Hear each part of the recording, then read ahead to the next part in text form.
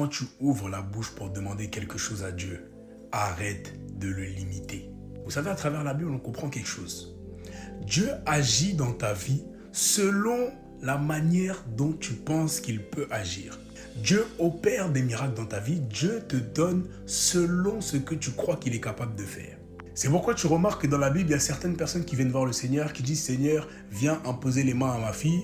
Jésus va, il impose les mains à sa fille. Et puis tu te dis, Jésus, pour guérir un malade, il faut qu'il impose les mains.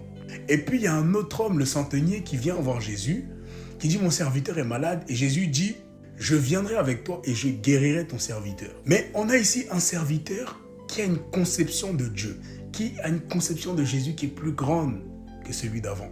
Il dit, non, celui d'avant, il croyait que Jésus avait besoin d'imposer les mains pour guérir. Mais moi, je sais qu'il a seulement besoin de parler. Et il dit à Jésus, Seigneur, ne prends pas la peine de te déplacer chez moi. Là où tu es, dis seulement un mot, mon serviteur sera guéri. Et puis Jésus regarde les disciples et dit, je vous le dis même en Israël, je n'ai pas trouvé une aussi grande foi. En d'autres termes, Jésus était connu pour être quelqu'un qui guérit les malades, quelqu'un qui fait des miracles. Mais il dit, je n'ai jamais vu quelqu'un qui a autant confiance en moi, au point qu'il sait que je n'ai même pas besoin de me déplacer, j'ai seulement besoin de parler pour que la situation change. Et puis il dit à cet homme qu'il te soit fait selon ta foi. Écoute, lorsque tu pries et que tu as l'impression que tu ne vois pas la main de Dieu dans ta vie, demande-toi quelle est la conception que tu as de Dieu. Demande-toi qu'est-ce que je crois que Dieu est capable de faire pour moi.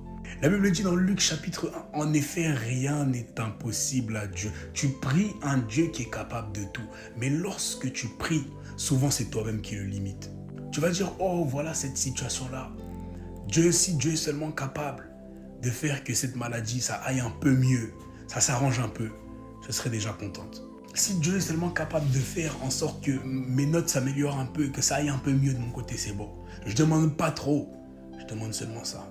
Lorsque tu lis la Bible, est-ce que tu as déjà entendu parler du Dieu à qui tu ne demandes pas trop? La Bible dit tout ce que vous demanderez au Père, il vous le donnera. Quelle que soit la chose que vous demanderez au Père, il le fera. Si vous aviez de la foi seulement comme un grain de moutarde, vous déplaceriez des montagnes. Mets Dieu à l'épreuve avec ta foi. Arrête de le limiter. Lorsque tu pries, arrête de dire si Dieu peut seulement, Dieu est capable de tout.